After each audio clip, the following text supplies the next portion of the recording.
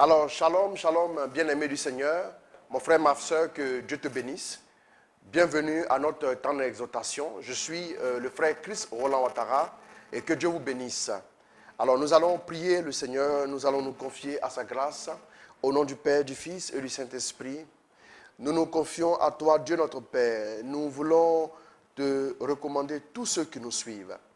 Que ta grâce se dispose pour nous en ce jour. Que ta bénédiction soit également dans nos vies. Guide-nous à travers cette méditation et montre-nous le chemin à suivre afin que ta grâce dans chacune de nos vies devienne de plus en plus tangible, toi qui es vivant, pour les siècles et des siècles. Amen. Au nom du Père, du Fils et du Saint-Esprit. Amen. Alors, je parle aujourd'hui de comprendre la fonction et le rôle des anges. Nous voulons donc dire merci à Dieu. Nous savons que le monde dans lequel nous vivons est gouverné par le monde invisible. Nous parlons tantôt de surnaturel, nous parlons pour certaines personnes même de supranaturel. Et ce sont les réalités auxquelles nous sommes confrontés. Pour agir dans le monde naturel, pour avoir des victoires, il nous faut souvent procéder par le surnaturel. Toute activité humaine a deux entités. Il y a la dimension visible et la dimension invisible. La dimension visible, c'est la dimension selon laquelle nous nous mettons en mouvement, nous rencontrons des personnes, nous montons des projets, nous échangeons avec nos frères et sœurs. Et la dimension invisible, c'est la dimension que nous ne voyons pas, mais qui est quand même réelle. Le monde dans lequel nous vivons est gouverné par des lois. La loi du surnaturel. C'est parce que le surnaturel est que le monde dans lequel nous sommes existe. Jésus a dit un jour à Nicodème que si tu n'es né d'eau et d'esprit, tu ne peux pas voir le royaume des cieux. La logique veut que nous puissions voir le royaume des cieux qui est visible, bien qu'étant invisible. Donc l'Église parle de déjà là et le pas encore. Bien aimé, cette dimension est importante, d'autant plus que les anges sont partie prenante de notre activité humaine. Nous nous souvenons dans l'Ancien Testament, un grand prophète comme Élisée, lorsqu'il était dans la montagne, et le roi de la Syrie, je crois, a envoyé une équipe pour l'arrêter, parce qu'il avait donné une prophétie qui mélangeait un peu l'organisation de l'armée de l'ennemi. Donc, alors que l'armée est venue pour l'arrêter, il a prié, il a demandé à Dieu d'ouvrir les yeux de son serviteur Géasi. Et il a vu que la montagne était pleine des anges avec des chars et des chevaux. Pour dire qu'autour de chaque être humain, il y a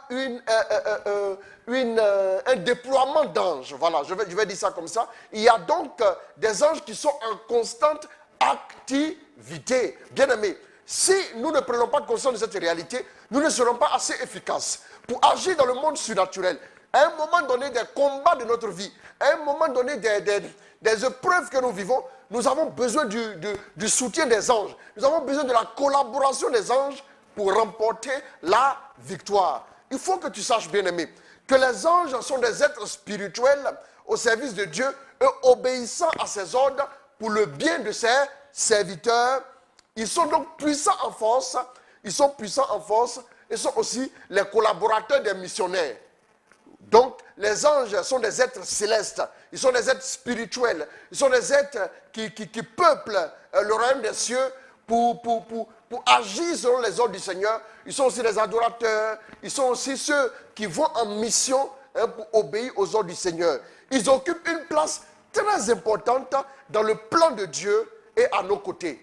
Bien-aimé, il faut que tu saches que lorsque Dieu veut aider une personne, Dieu veut bénir quelqu'un, Dieu veut que cette personne puisse entrer dans sa destinée, Dieu lui envoie non seulement des hommes, mais aussi des anges. En plus d'avoir des hommes, si nous n'avons pas des anges avec nous, le ministère, l'œuvre de Dieu, tout ce que nous voulons entreprendre ne pourra pas aboutir parce que le diable n'a même pas le temps de pactiser avec quelqu'un, d'aimer quelqu'un pour dire qu'il aidera cette personne à atteindre un objectif. Ils sont donc à nos côtés, ils sont nos compagnons de destinée et de mission.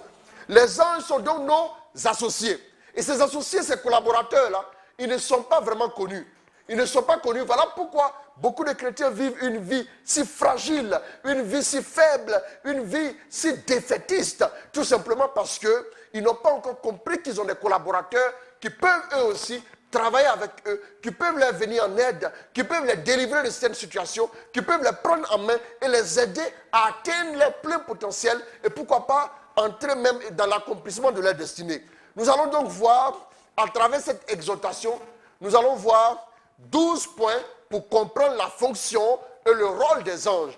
Ces 12 points, nous allons les développer en 2 ou 3 parties pour nous permettre de bien expliquer les différents points, pour nous permettre aussi de pouvoir nous arrêter, pour ne pas donner trop de points. Et puis après, c'est tellement chargé qu'on n'a pas le temps de méditer.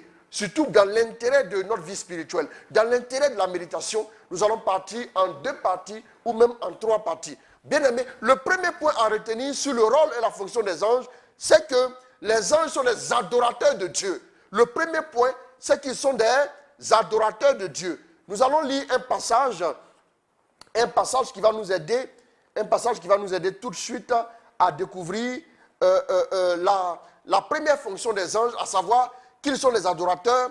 Ce passage est tiré d'Isaïe chapitre 6 à partir du verset 1er. L'année de mort du roi Osias, je vis le Seigneur assis sur un trône très élevé. Sa traîne remplissait le temple. Des séraphins et donc des anges se tenaient au-dessus de lui. Ils avaient chacun 6 ailes, 2 pour se couvrir le visage, 2 pour se couvrir les pieds et 2 pour voler. Ils se criaient l'un à l'autre, Saint, Saint, Saint, le Seigneur de l'univers. Sa gloire remplit toute la terre. Les pivots des portes se mirent à trembler à la voix de celui qui criait et le temple se remplissait de fumée. Bien-aimés, la première fonction des anges, la vision du prophète Isaïe, qui sera un grand prophète, le prophète de la consolation d'Israël, la première vision qu'il a, la première vision importante qui va changer le cours de son ministère. Parce que d'Isaïe 1 à Isaïe 5, c'était un prédicateur de malheur. Il disait, malheur à vous qui construisez des maisons, malheur à vous qui êtes au champ, malheur à vous qui faites du business. Mais quand il rencontre, il a cette vision-là, il voit les anges, il voit la gloire de Dieu. En Isaïe 7, son langage a changé. Oh, la jeune fille sera enceinte, Dieu vous donnera un signe. Il est maintenant le prophète de la consolation. La première vision qu'il a donc, c'est la vision de Dieu et aussi la vision des anges. Bien-aimés, si vous ne vous ouvrez pas à la collaboration des adorateurs de Dieu, que sont les anges, vous ne pouvez pas évoluer dans votre élan d'adoration. Pour ceux qui n'arrivent pas à entrer dans une intimité profonde avec Dieu, c'est aussi qu'il faut inviter les séraphins à nous aider à devenir des adorateurs comme ils le sont eux-mêmes. Chaque jour, les adorateurs, ils ont 2 ailes pour se couvrir le visage, 2 ailes pour se couvrir les pieds et 2 ailes pour aller en mission. C'est-à-dire, les 2 tiers servent à l'adoration. Les 2 tiers des ailes de leur potentiel servent à l'adoration. Donc, les anges sont des adorateurs. Ça, c'est la première fonction, le premier rôle des anges. Le deuxième rôle des anges, c'est que les anges sont quoi? Ils sont porteurs de bonnes nouvelles. Le deuxième rôle des anges, ils sont donc porteurs de bonnes nouvelles, bien-aimés du Seigneur. Nous allons écouter aussi un passage, nous allons voir quelque chose de très important. C'est l'un des passages que nous, catholiques, aimons beaucoup. C'est un passage qui nous rappelle quelque chose de grand. Et qu'est-ce que nous voyons en Luc 1, verset 26. Luc 1, verset 26 à 28. Qu'est-ce que nous voyons? Au 6e mois, l'ange Gabriel fut envoyé par Dieu dans une ville de Galilée appelée Nazareth, auprès d'une vierge fiancée à un homme de la maison de David nommé Joseph. Le nom de la vierge était Marie. L'ange entra chez elle et dit, je te salue, toi à qui une grâce a été faite. Le Seigneur est avec toi. Troublé par cette parole, Marie se demandait que pouvait signifier une telle salutation. L'ange lui dit, ne crains point donc, Marie, car tu as trouvé grâce devant Dieu. Donc l'ange vient lui porter la bonne nouvelle. Et nous connaissons la suite de la nouvelle. Donc la deuxième fonction des anges qu'il faut retenir, c'est que les anges sont des porteurs de bonnes nouvelles. Là où une bonne nouvelle doit intervenir, là où une bonne nouvelle doit éclore, les anges arrivent pour venir la donner. Vous vous souvenez, bien-aimés, lorsque Jésus naquit. Jésus naquit et qu'est-ce que nous voyons? Nous voyons les anges qui étaient là aussi à célébrer la gloire de Dieu. Chaque fois qu'une bonne nouvelle doit arriver dans la vie d'un chrétien, tu peux aussi invoquer les anges porteurs de bonnes nouvelles. Bien aimé, il y a longtemps, il y a vraiment longtemps que tu attends ne serait-ce qu'une bonne nouvelle. Alors que tu pries, tu jeûnes, invoque les anges aussi qu'ils t'apportent de bonnes nouvelles pour la gloire de Dieu. Donc la deuxième fonction, ils sont les porteurs donc de bonnes nouvelles. La troisième fonction des anges, les anges ils nous apportent quoi? Ils nous apportent la délivrance. Les anges nous apportent la délivrance. Nous allons voir en Acte 12, le verset 6 à 11. Acte 12, le verset 6 à 11. Donc la troisième fonction et le troisième rôle des anges, c'est qu'ils sont porteurs de bonnes nouvelles. Nous voyons en Acte 12, à bas du verset 6, qu'est-ce que la Bible nous dit? La nuit qui précéda le jour où Hérode allait le faire comparaître, Pierre, lié de 2 chaînes, dormait entre 2 soldats, et des sentinelles devant la porte gardaient la prison. Et voici un ange du Seigneur survint, et une lumière brilla dans la prison. L'ange réveilla Pierre en le frappant au côté et en disant « Lève-toi promptement ». Les chaînes tombèrent de ses mains, et l'ange lui dit « Mets ta ceinture et tes sandales ». Et il le fit ainsi. L'ange lui dit encore, enveloppe-toi de ton manteau et suis-moi. Pierre sortit et le suivit, ne sachant pas ce qui se faisait par l'ange, ne savant pas que ce qui se faisait par l'ange était réel et s'imaginant avoir une vision. Lorsqu'ils eurent passé la première garde, puis la seconde, ils arrivèrent à la porte de fer qui mène à la ville, qui s'ouvrit d'elle-même devant eux. Ils sortirent et s'avancèrent dans une rue. Aussitôt l'ange quitta Pierre. L'ange est venu spécialement pour apporter la délivrance au chef de l'église. Bien-aimé, j'aimerais que tu saches une chose. Quand tu es en danger, quand tu es attaqué de toutes parts, assailli par l'ennemi, c'est le moment aussi d'appeler à ta rescousse les anges. Parce que les troisième fonction, ils sont aussi porteurs de délivrance, ils sont aussi porteurs, oui, de bien-être, bien-aimé. Donc les anges interviendront pour te délivrer de la maladie. Ils interviendront pour te délivrer des griffes du diable. Oui, nous nous souvenons quand notre ami Daniel a été jeté dans la fosse au lion. Il a dit quoi au roi après? Quand le roi lui posa la question, « Oh Daniel, est-ce que tu as encore envie ?» Daniel dit, « Oui. » « Oh, longue vie à toi le roi. Sache que Dieu a envoyé son ange pour fermer la gueule des lions pour les empêcher de me faire du mal. » J'aimerais dire à un chrétien en cette saison que tu as besoin d'avoir les collaborateurs qui sont les anges. Ils sont porteurs de délivrance en cette fin d'année. Oui, en ces temps qui courent, en ces temps difficiles, tu as besoin de la délivrance des anges. Tu es en difficulté, tu n'arrives même plus à en sortir. Tu peux aussi invoquer les anges pour t'aider dans ce combat afin que tu puisses t'en sortir indemne. Bien-aimé, qu'est-ce que nous voyons? Quatrième fonction des anges, quatrième rôle que les anges jouent autour de nous. Le quatrième rôle, c'est que les anges sont nos protecteurs. Ils sont nos protecteurs. Nous pouvons le voir au psaume 34, à partir du verset 8. La Bible dit, l'ange du Seigneur campe autour de ceux qui le craignent et il les délivre. Il nous protège. Ils sont chargés de nous protéger. Et nous pouvons aussi aller plus loin. Au psaume 91, le psaume 91, qu'est-ce que nous voyons? À partir du verset 11 à 12. Et je nous lis ce passage. Il est très important que nous puissions retenir les passages de l'écriture. Car Dieu agit que dans les limites de sa parole. Qu'est-ce que la Bible nous dit? Car il chargera ses anges de te garder en tous tes chemins. Ils te porteront dans leurs bras pour que ton pied ne heurte pas de pierre. Bien-aimé, comprends ceci, comprends cette réalité. Les anges sont nos protecteurs, ils sont là pour te couvrir. Et nous voyons aussi en Matthieu chapitre 26, le verset 53. Qu'est-ce que nous voyons rapidement? Matthieu 26, verset 53e. Qu'est-ce que nous avons ici? La Bible nous parle de quoi? Au verset 53, très rapidement, nous voyons ici aussi que, penses-tu, c'est Jésus qui parle. Alors qu'il est à Gethsémane, il dit donc à Pierre qui a tranché l'oreille d'un des soldats. Penses-tu que je ne puisse pas invoquer mon Père qui me donnerait à l'instant plus de 12 légions d'anges? Waouh!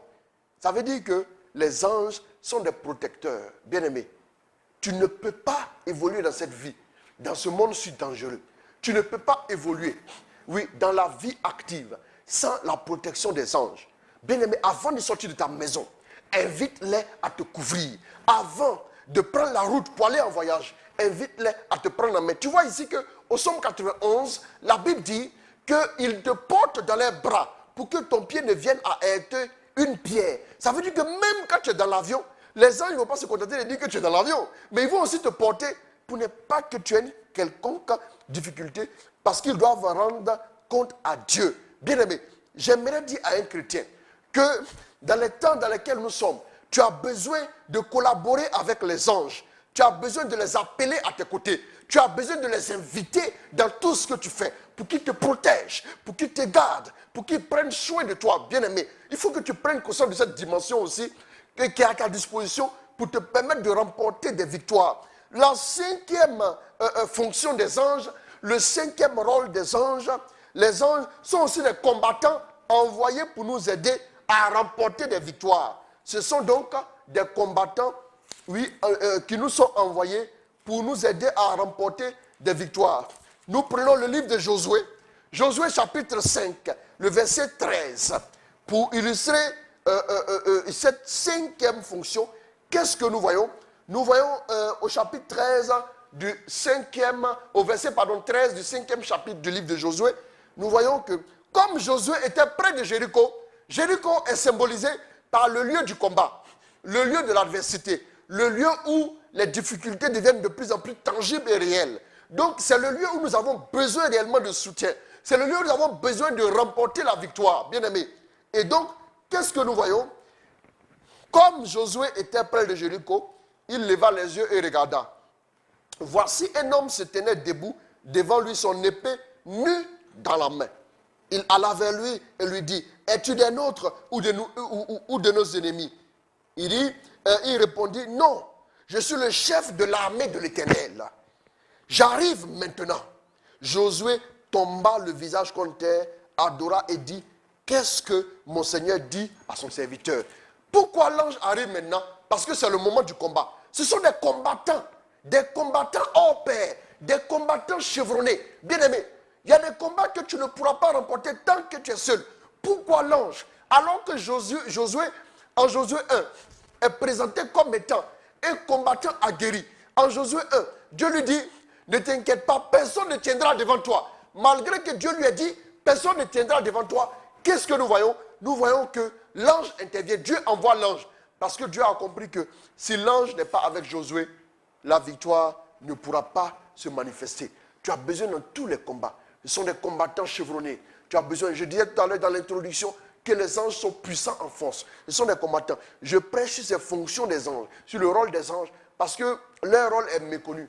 Les gens ne les invoquent, ne les appellent que dans certains cas assez restreints. Bien-aimé, élargis ta compréhension des anges. La cinquième fonction des anges, donc j'ai dit, ils sont des combattants envoyés pour nous aider, selon Josué 5, verset 13 à 14. Les anges, en sixième point, la sixième fonction des anges, le sixième rôle des anges, ils sont aussi là, les anges sont aussi là pour nous servir et pour servir la cause du royaume des cieux.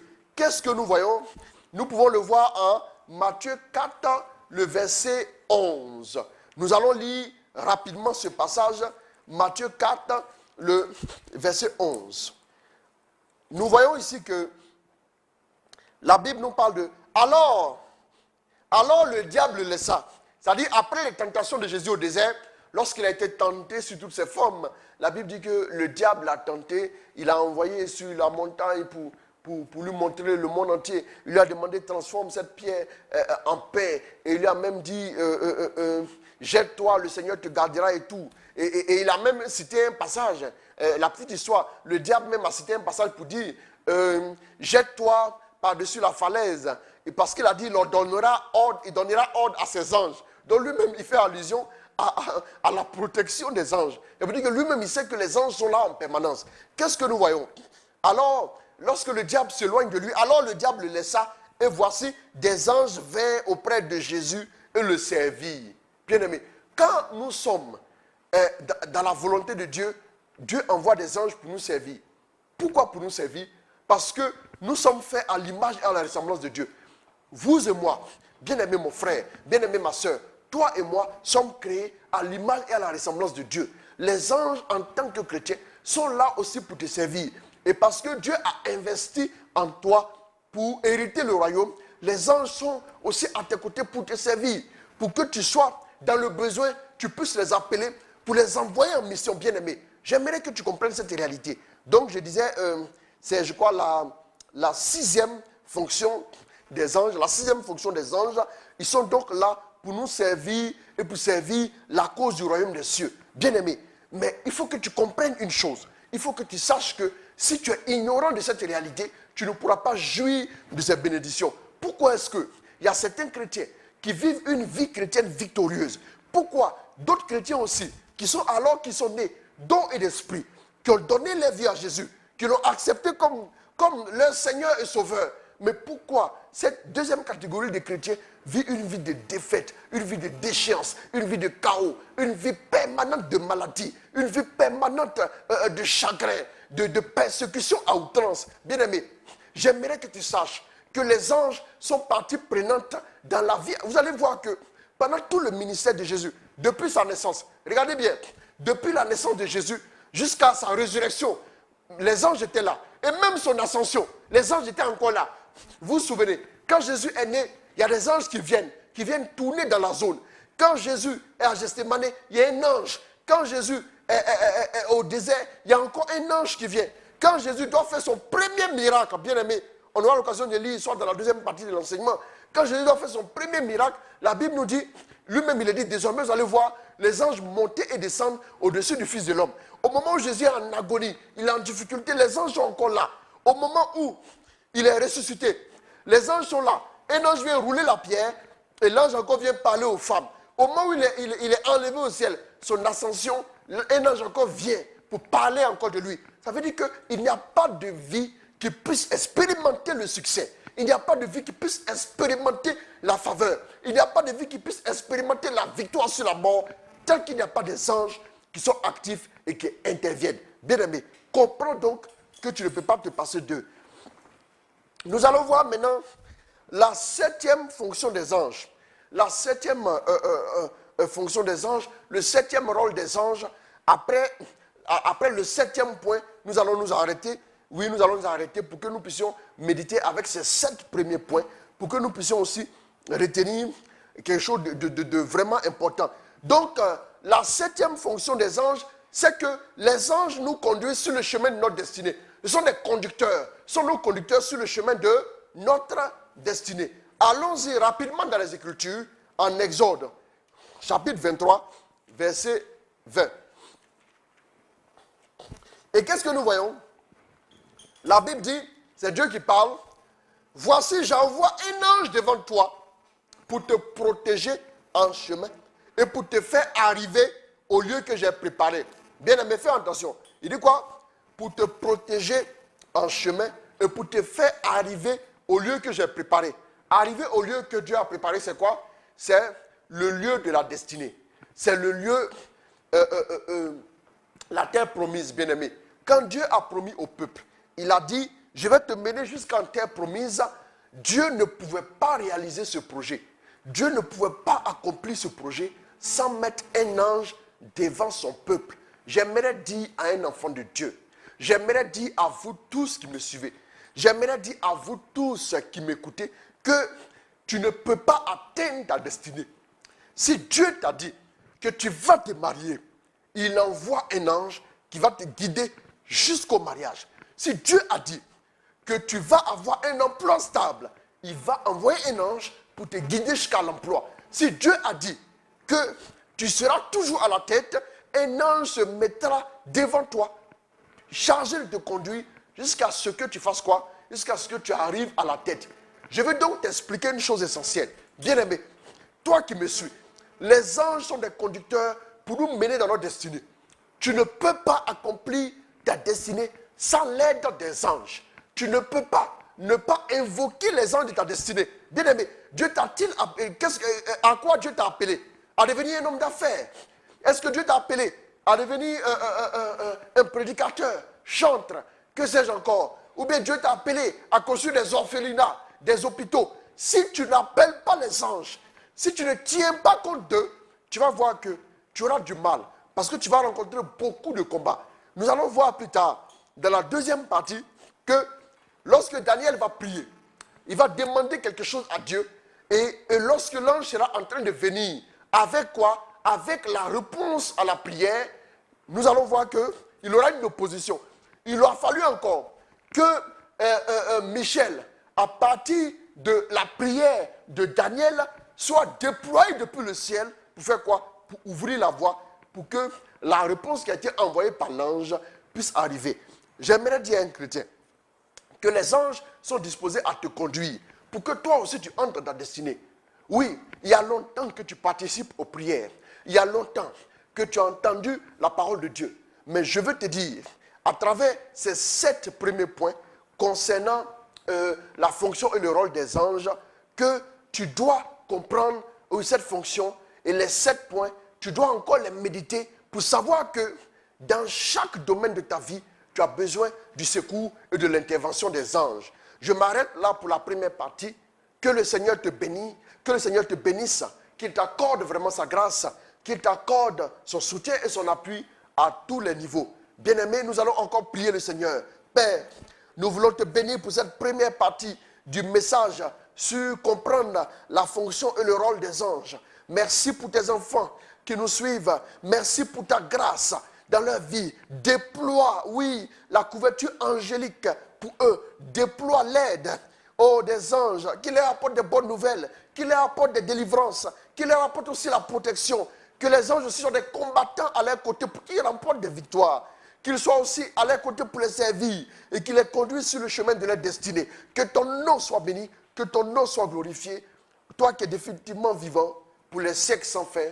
Amen. Bien-aimé du Seigneur, que Dieu te bénisse, qu'il te garde. Et puis, nous prenons encore rendez-vous, oui, pour la prochaine. Que Dieu te bénisse. Amen. Au nom du Père, du Fils et du Saint-Esprit.